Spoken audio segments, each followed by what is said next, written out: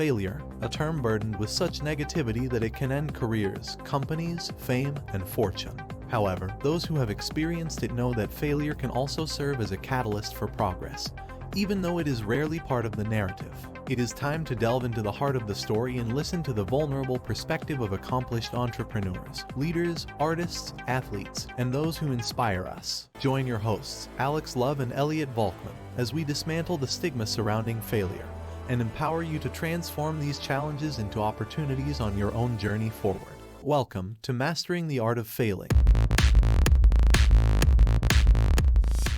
Hey everyone, welcome back to another episode of Mastering the Art of Failing. Been a hot minute, but we've had a lot of cool things happen in our lives. We've got babies, we've got more babies, but we are back with a new episode, and we're doing something a little bit different today. So typically we bring on a really cool individual from all over the globe and different industries to talk about a point of failure in their life and then how they've overcome that and what they've learned. But today we're going to try something different. So we have Karen Eber. And she is an author, a TEDx speaker, a keynote speaker, and a leadership development whisperer, which I do like that term, so that's pretty cool. And she is here to talk about, I think, her book, which is called The Perfect Story, and give us a lot more tips on how to tell good stories to make us all much better communicators, which is something that we can all use. Karen, thank you so much for joining us today. Anything I missed in your bio? Any other cool things that you want to add in? For your Depends on what cool is. I think you hit the highlights. That works. I'm sure we'll unravel some cool things as we go. Yeah, awesome. So thanks for joining us. So let's dig right in. So what is a leadership development whisperer? I'd love to start there. It does sound really ominous, doesn't it? So I come from a career on both sides of the desk. I spent 20 years in corporations like General Electric and Deloitte and HP, where I was a head of culture, a head of leadership development. And in these roles, you're working with the top leaders of the organization and you're trying to persuade them to make investments or buy into different ideas or move forward with things.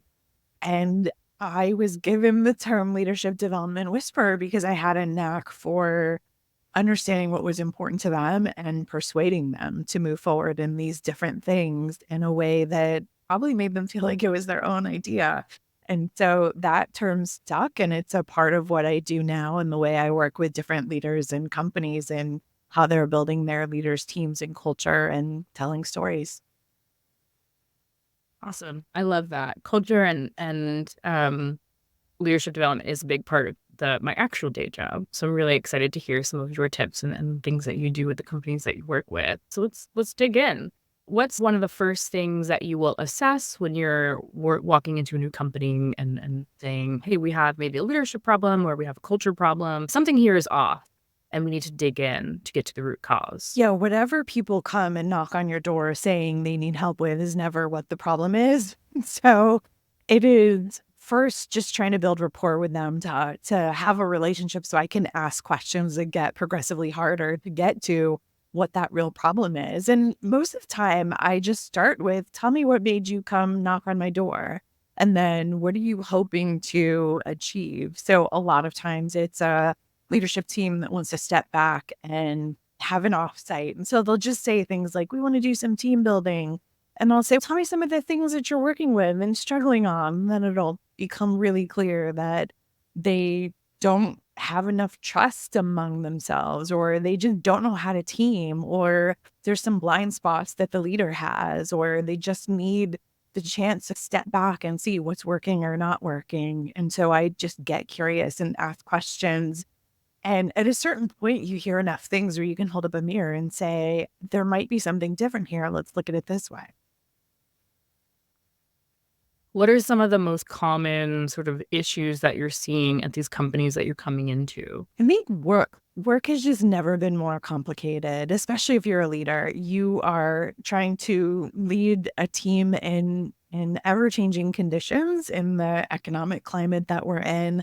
You are trying to figure out, how do I bring together people with different skills and bring the best out of them, often in different locations. And there are so many corporate initiatives or just company initiatives on top of it. And then We want to make sure people have some well-being in their life. And so you start laying on all of these things that are so complicated, and leaders just don't know where to look or what to do. And the things that can make the biggest difference, which is how you're shaping that day to day and what the things are that you're encouraging and discouraging, they get pushed aside because they're just getting this pressure to deliver and meet the deadlines and do. And so all of that stuff gets hard. And so what I work to do is help people realize how a little bit of intention and practice each week can make a difference in helping your team be healthy and not cross over into dysfunctional, where you then need weeks and months of work to unpack what happened. Yeah, absolutely about that. And I think we all really feel that, especially in this post-pandemic world where a lot of us, I'm 100% remote still. Our workforce has gotten more and more distributed. Culture and sort of the vibe of our company is very important to us, but it is harder and harder and harder when work is always on because we're always at work, right? This is my regular office. And there's never like a short list of things to do and accomplish. So that makes a lot of sense. What are some of the questions that you will prompt with these teams to be able to put some of that intentionality behind how you're thinking about your day or forming your team or just moving forward in a more positive sort of I environment? ask for things like, tell me about your last team meeting. What did you discuss? What are the things you should have discussed but didn't get to? Let's talk about how you're making decisions. Like, I just ask questions to get to the day-to-day of it. Ask the leader, tell me someone you're proud of, because I want to understand what that is and what's motivating them. Tell me some recognition you've recently given. If there's one thing on this team you could change, what would that be? I'll ask the team members, what is one thing that we should have stopped but haven't? And I find those specific questions really are these stories. There are these moments of what it's like on that team in a given moment, in a given day, that something tangible and tactical can be changed. And so depending on whether it's the team overall or whether it's the leader, there's different questions that help me get an idea of what does collaboration look like on this team? What does vulnerability look like on this team? Can we talk about mistakes and lessons learned and not blame each other or not get into a difficult situation? We're really learning from it. What is accountability looking like? And what happens when accountability falls aside? How are you intentionally just building trust on the team? What are the stories you're sharing? I find so often with culture, everybody loves to hold up the company values of like trust, integrity, collaboration, and that's lovely. But every company, military organization, like they all have the same versions of them, and it just doesn't impact things. So I look for more of what is that daily expression of those and which ones are working and which ones aren't. So it sounds like a lot of the things that you're trying to dig into require a fair amount of trust and probably psychological safety. Do you find that people are typically open to sharing their true viewpoints off the cuff? Or is it something that maybe it takes a little bit of time for you to build relationships with to be able to get people to feel comfortable sharing maybe the more raw or accurate depictions of their day-to-day? It's a two-sided answer. As an outsider, when you are curious and you ask questions, people will answer things and tell you things because they're so happy someone is asking. But there is also a piece of every single team I've worked with, whether I was in the companies or as a consultant, every single team has said, oh, we trust each other. We don't have a problem with trust. But trust isn't just like I trust you and you trust me, because if you aren't comfortable talking about mistakes, there's some challenges with trust. There's some things to strengthen. And so it is really asking questions about specific situations that are almost, what would it look like if you disagreed with this topic? That makes it safe for someone to share their opinion versus what's wrong with this topic, right? So the wording can invite the participation and make it easier for people to say, wow, if I was going to disagree with this, I might say this or this or this. And it is, I joke, it's a little bit like, show me where it hurts on the doll. Show me what someone did to you on the doll. It provides this level of protection so that you can still participate. And then we get there. And over time, people do genuinely share. A big part of that is storytelling. I am really intentional about working it into different interactions so people learn about each other. There's amazing neuroscience behind if I am telling a story, you naturally develop empathy towards me. And that empathy creates a release of oxytocin, which is the bonding neurochemical. And it sends this silent signal to your brain of, oh, this person feels safe to be around. And that leads to this increase in trust. So when you have an offsite and you get the chance to learn more about your teammates and things about their background, and you come away feeling a bit closer to them, it's because of this. And so I'm really intentional about how do we create these moments for paired discussions and to learn about each other so that we are creating that rapport to have the hard conversations. Yeah, I love that. Words matter. I think we both feel that as marketers and journalists, that your word choices matter and help people feel comfortable or uncomfortable in a lot of situations. Unfortunately, that is what people come away with sometimes in some of these forced team building activities. So let's dig into, you start to talk about storytelling. So that's really what we're here to talk about, right? So I would love to dig into the book, The Perfect Story, and some of the highlights of the book and how we can all get better, I think, at building those moments for each other, but then also being able to express our own stories and thoughts and Let's feelings. go. All right. Where do we start? Where's the top? I want to tell better stories. Yeah, Where do I I'll start? tell you why I wrote the book, because there are plenty of books on storytelling out there. But what I found was missing is that it's really not enough to tell a story. We have all sat through incredibly boring meetings where someone's telling a story, or our relative at the holiday table that is telling the story that we're like, please don't tell this story again. It's not enough to tell them. We're not hardwired for them. The way you tell a story makes a difference in how your brain experiences it. And I felt like there's this opportunity to help people understand a little bit more about what's happening in the brain when you tell stories, to share some new science that is relatable. This is not lab coat and beaker and test tube science. This is relatable concepts that you then can start to see, oh, I get it. That makes sense. If I'm intentional about some of these choices, that makes a difference in the story. So a couple of the concepts are that you want to kick your brain out of lazy mode. So number one goal of the brain, keep you alive. Pretty important, right? And our brains want us to do the same thing we did yesterday because guess what? It worked. We're still here. And so it's always looking for us to conserve calories because the brain is the stingiest banker that has a dedicated fund of calories for respiration and circulation and key bodily functions that you always need to make sure you can have and be able to run. But it's got this discretionary bucket for attention, for focus, for immersion, for engagement. And that bucket varies based on if you've slept, if you are fed, if you are hydrated. And when you are watching a movie and you turn it off and you're like, I just can't get into this, or you give up on a book after a chapter, or you drift off when someone's telling a story, that's your brain saying, this is a great time to be in lazy mode. And so I'm still listening, but I'm not really engaging. I'm thinking about other things. And so it's a waste of communication. But if you kick the brain out of lazy mode by engaging the senses in the story and making the person feel like they're there beside the character, seeing, hearing, feeling, smelling, tasting, you are building the tension in the story, exploring what that conflict is or what's at stake.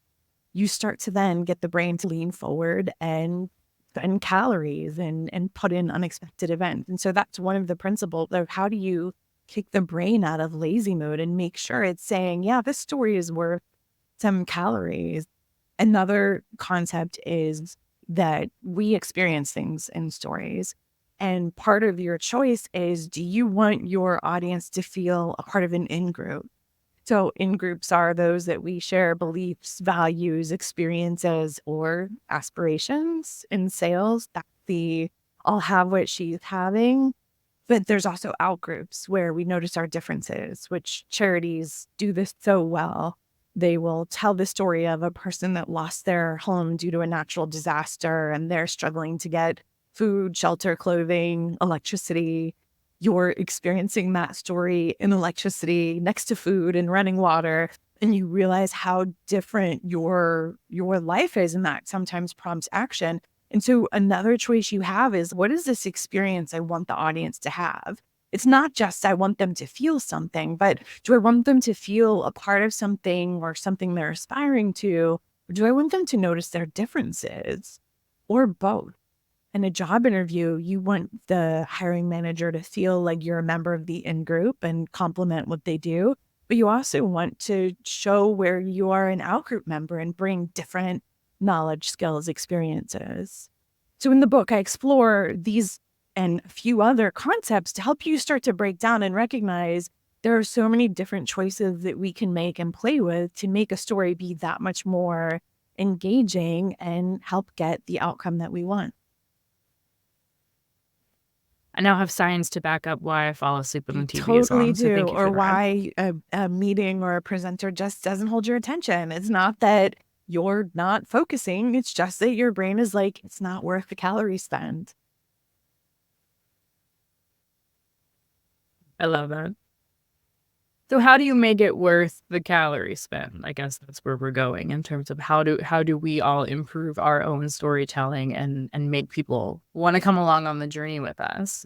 Yeah, there's several different things, but perhaps the most important is that stories start with audiences.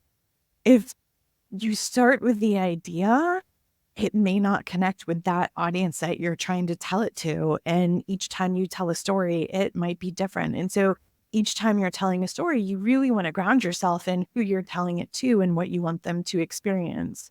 So there's 4 questions I love for you to leverage to do that. And this is no more than 5 minutes, and it works for communications or storytelling. The first question is, what is it that I want this group to think or feel? What's that internal experience I want them to have? Second is, what do I want them to know or do as the result of the story? What's that action I want them to take? The third is, what is their mindset today? What's their understanding? And the fourth is, what might be an obstacle in getting them to know, think, feel, or do what you want? And by starting here, you get a really good idea of who you're sharing that story with, so that as you go to build it, you can be mindful to make it be meaningful for that audience. Even if it's a story that you've told several times, you can take it and adjust it for people.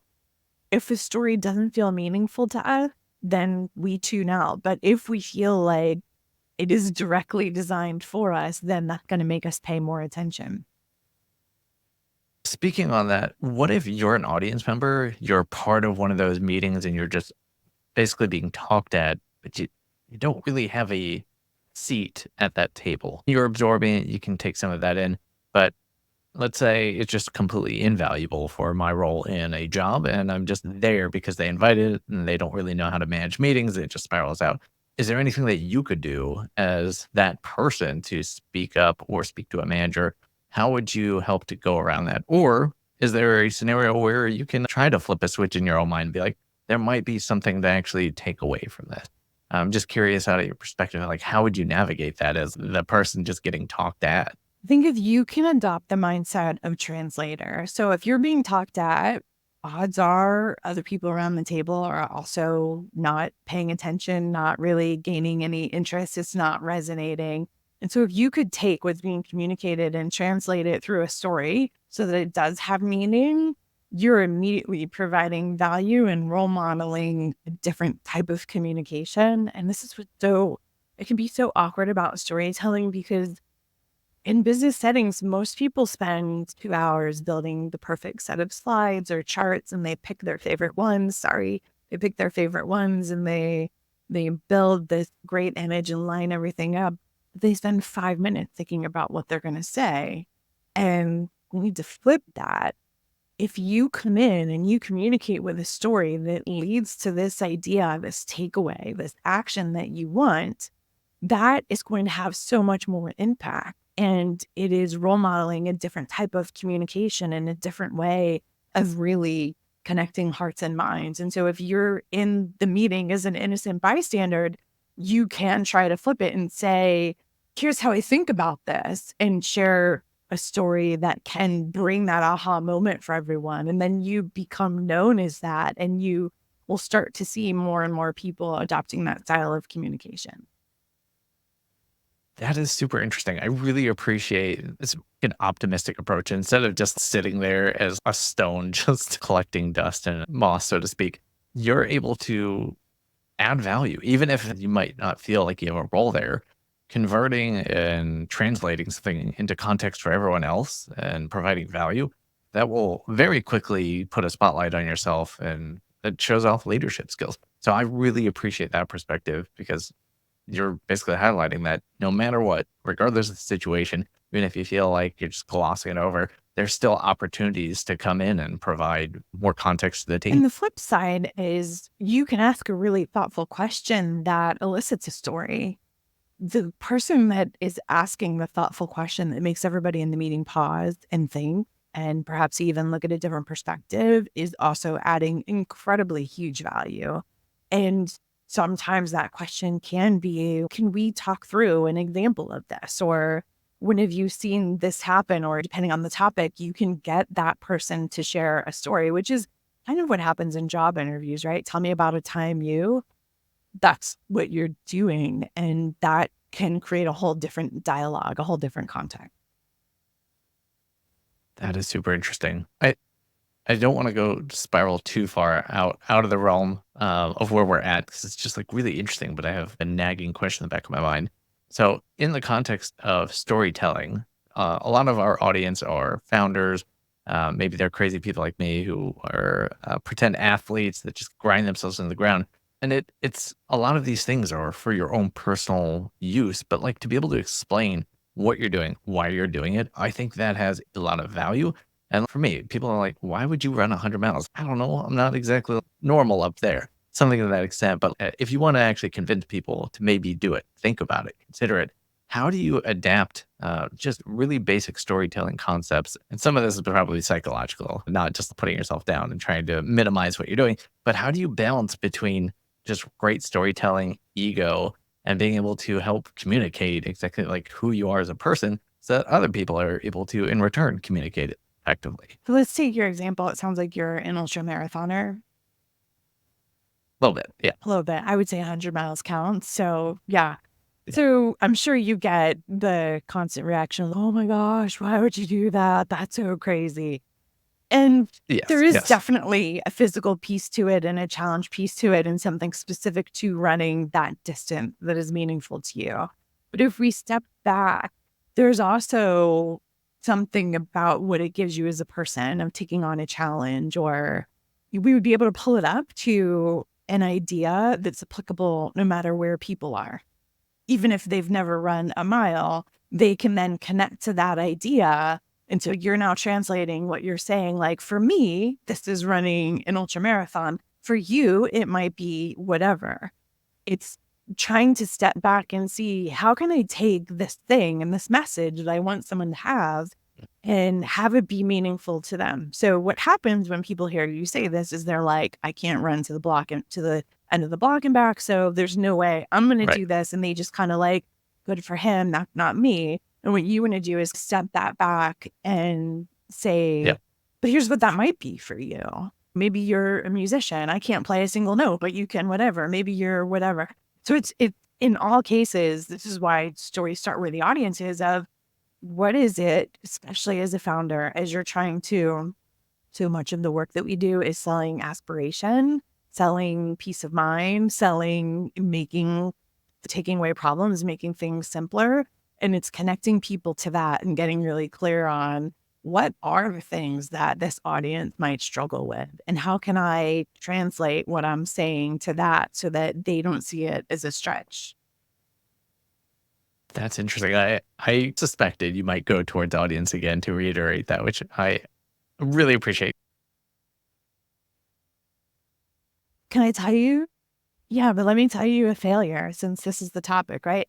Oh, So yes, when let's I do it. was working in corporate, I was working on a leadership program for senior executives, and it was on negotiations. And we had this whole day of learning all these different principles and how do you practice it. And negotiations have a lot of emotions for people. They're often about money or stakes or things that feel, oh, if this doesn't happen, it's awful. We have this whole day of learning, and then the course is in New York City. I brought in someone from the New York Police Department who specialized in hostage rescue and was involved in what became the movie Dog Day Afternoon and stuff. So he was in life or death stakes Wow. negotiating. Now, the principles he used was very similar to what they did.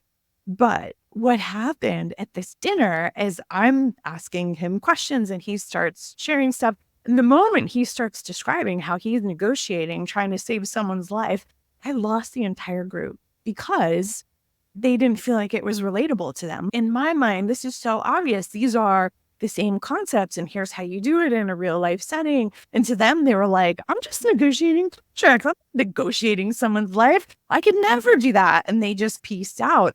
And what I realized is, oh, I should have translated. I should have paused in his story in different moments and been like, for you, this looks like this. It's the same thing.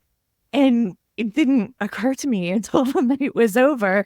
And I think I probably made them feel worse about negotiating because they were like, I could never do that. And this feels really hard. And I don't know what to do. And so that translation, even though the ideas are right, the message is right, all of that was right, that translation can be really key sometimes. All right, so not to get too distracted by this, but did they gloss over? Because that sounds like such a compelling Oh, story. Like, how could you ignore it? No, I also learned not That's to ask wild. someone what their funniest experience was because his idea of funny was not my idea of funny. It's like, oh, that's not funny when you're talking about someone at gunpoint. So yeah, that was an interesting experience. I think people are very literal. That's what I've learned, that even though you think the idea is here and we're connecting it to this idea and they're related, and this is not a big jump, people are going to be able to do it. They're super literal sometimes, and you have to walk them over to it and bring them closer. And I just didn't realize that that wasn't happening for them, that it just felt so overwhelming and insurmountable and some of it's mindset. If they went into the night and thought like, how might I take some ideas from this and apply it back, it would have been better. I think they were exhausted from a long day and hard concepts, and then it just felt even harder, and nobody was wanting to have a growth mindset. And yeah, that was good fun. I can certainly understand that. If you say the wrong word, people will get hyper fixated on it. And it's just, you're getting distracted by something that's like the tiniest little pebble in the road. Just move forward past it. Let's look at the big picture. And it's so hard to do that because, as you had mentioned, people take things very literally, like on the surface in black and white, unless you provide that context, which again, I think we just drive it back towards the concept of storytelling, which might be another skill or tool in the tool belt. Like, how do you pull people out of hyperfixation when they're getting distracted by things? Yeah, it is. And maybe it's as simple It's as a context. little bit of art because you do want them to get a little bit hyperfixated, right? So if I'm telling you a story, you're going to experience that story, but it's likely going to create offshoots of your own experiences. It's going to prompt an idea of something related or something you might wonder about. And we want that. We want that, especially if you're trying to help someone come and embrace new services or something. You want them to have that personal commercial going in their head. And so it's a little bit of art of how do we give enough and get really clear. It always comes back to audience, right? How do we get really clear on who this is I'm talking to put in enough specific things that they can relate to it, but not have so much that it just feels like I'm prescribing the whole story, and they have enough freedom to have their own thinking in there. That's interesting. So, and I think another piece that I want to take apart, and maybe like you can give me some like guesstimation, some ratio. A lot of people, when they think about communication, they almost do it like to a playbook, scientific rules of you must do these things, include these things. But a lot of it is empathy and emotion and the senses. How is there like a ratio that you would include of you? Sometimes it just isn't in a book. It's just what you feel and what you sense. How would you balance between the scientific components of communication and just like the human elements that some people ignore? I think there's a need for a skeleton. And then from there, you can go beyond that. So in storytelling, you really don't often notice when there is a structure, but you notice when there isn't.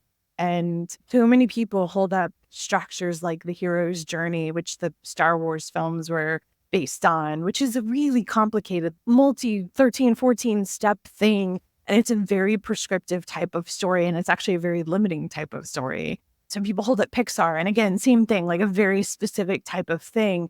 I prefer to go to a basic 4-part structure that allows for you to, if you're cooking something, it allows for you to organize the ingredients so you can then choose what meal you're going to make. Because when a story doesn't have structure and you're just going off of all of the other pieces, it sounds a little bit like this. I went to go meet my friend yesterday for lunch, and was it Monday? Might have been Monday because it was raining and I was wearing my yellow dress and I had to go back and get my umbrella. And I'm pretty sure it was yesterday. Like, we've all sat through versions of this story where you're just like, please get to the story. Can we fast forward? And what's happening is so genuine. The person is trying to put themselves back in that moment so they feel it. They can communicate what happened. But as the listener, I don't need any of that. I need the basic pieces. So a 4-part story structure can help where you're setting the context, or you're at least outlining the context of what's the setting, who are the major players, and really, why should the audience even care? You're going to describe the conflict, which is the heart of your story. This is where something happens. There's tension to be resolved. And by the way, conflict doesn't have to be noisy and get people screaming or big explosions like in a Marvel movie. Conflict can be, I'm here, but I want to be there. Or I'm not in alignment with my values, or I'm having tension with someone. So conflict is that heart of what is at stake. Outcome is the third. So what action happens because of the conflict? And the last one is takeaway, which is, what is that idea that you want the audience coming away with? The cool thing about the takeaway is you can then map that back to what you said you wanted the audience to know, think, feel, or do. And you should be able to see that you're doing that. And if you're not, you have to go back and rework your story. I will say, I think you incidentally painted my nightmare scenario, but instead of it just being one person who like cannot grasp the structure of the story, it's 2 of them, and they just are in sync, just trying to like sync the story up, and I'm there absorbing information. Please shorten it, get to the Right. point. But I do think there's somewhere in between. There's like this space where if there is someone who just gets straight to the point, you miss all the color. But somewhere in that magic center point where you're able to lock people in, hook them with information, and then it gives an opportunity for engagement for people to ask extra background question if you want to know what specific day and what it smelt like and all those other things. But yeah, that's an interesting For approach. those that tell not enough detail, you're just listing events, and that's not a story. That's when I Right. was a child, there were these things called slideshows where people actually projected an image on the wall and they were like, we went on vacation here and we did this and this and this. And you're like, it's so boring. But the beauty of the 4-part story structure is it's a skeleton. You're going to expand that to add in details, to add in emotions, to put in different things. You're going to play with the order. You can build on it. But what it gives you is a chance to organize what are the major pieces of this so that I have clarity on it and I can tell it easier. And as the audience, it's easier to follow. You guys have been talking a lot about preparation and parts of stories. How much of this can you really truly do on the fly in kind of the situations that you're Yeah. just talking about, right? When someone walks up to you and you're like, oh, I have this thing I want to talk to them about.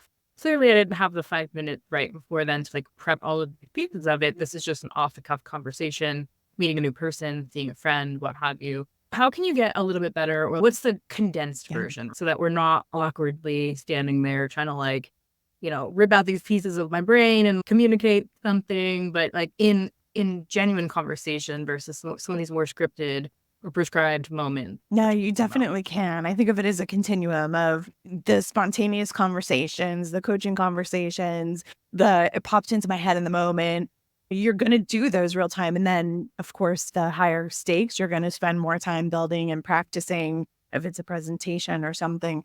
So on the fly, you want to use that 4-part story structure. You want to describe the context of the story. You want to describe the conflict. You want to describe the outcome. You want to describe the takeaway. And when you're doing it, just hold in your head, what is one specific detail I can put in here? Instead of we had dessert, we had butter pecan ice cream. That's going to be a little more memorable. You want to put in one specific thing that engages the senses. So you're now giving an easy way for someone to follow and listen. And you're putting in just a couple things that make the brain say, wait, what? What did they just say? That's really interesting. So the more you practice storytelling, the easier that gets, the more easily you'll slide in some of these other things. But when you just want to tell a story impromptu, context, conflict, outcome, takeaway, it'll help you get through it in a more organized way and make it easier for the audience to follow. Yeah, I love that. I took my daughter to the gym this morning for the first time, and we met a retired fire chief who then thought it was like an interesting moment to tell me how many babies he had delivered in his career. And I was like, I didn't experience that with her, but I'm glad to know that you are trained in River County to deliver babies if I had needed that service. But anyway, yeah, put some random things just felt facts to you. But I will probably never forget him, and now he knows your name. So every time I see him at the gym, I now know just There in you case. go, right?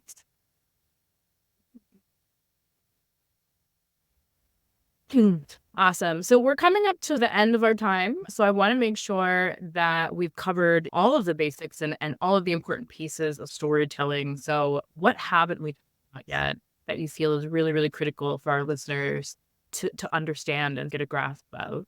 Yeah, in we've terms of touched on the basics, right? Start with your audience. We have talked about use a structure and then start to expand it. We could talk about where you find ideas as you move through life. You're going to notice all sorts of things like this fireman in the gym. You're going to notice maybe a documentary that you watched that was really intriguing to you. You're going to think about your life, your professional experiences, your personal experiences. What is that thing you should have gotten rid of, but you just can't part with?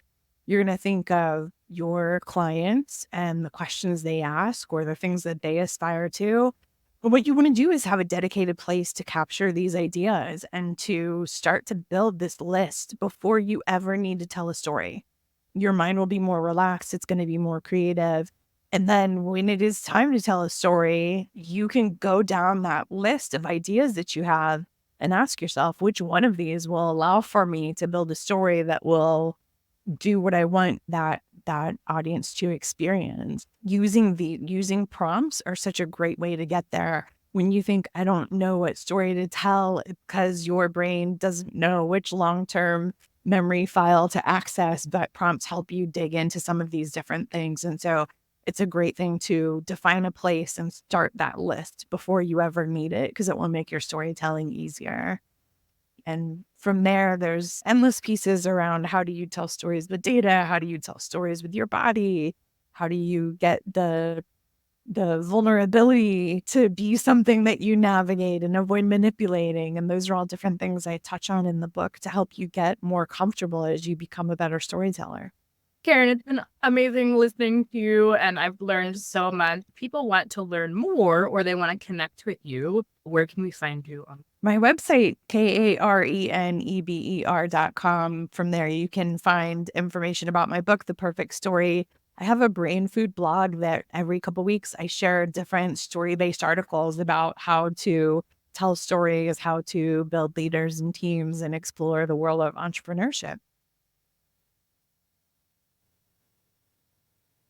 Amazing. First of all, Ari Block, thank you for connecting us with Karen. Because when we hear about authors and all that, it's always interesting to see like what will come from it. I have an entire bookshelf about branding, storytelling, communication, and you've simplified it in such a easy to understand way to absorb that I'm immediately going to buy your book. Not that I wasn't going to anyways, but I know that that will add a lot of value to what I do. So for our listeners, the founders, the folks who are trying to accelerate their careers, one of the largest blockers that I've always heard from executives is that they feel like soft skills are just a barrier. You can learn all the technical trades, all the information and structures and processes, but just be able to communicate, tell a great story is the distance between moving like an inch and a mile for most things. So I am super interested in digging through that. Hopefully we can even revisit some of those outcomes once I've been able to absorb that. But Karen, thank you so much for being here, sharing a bit about your story with us. And hopefully people will pick up that story and accelerate their careers and maybe get their next seed round. Thank you for having me.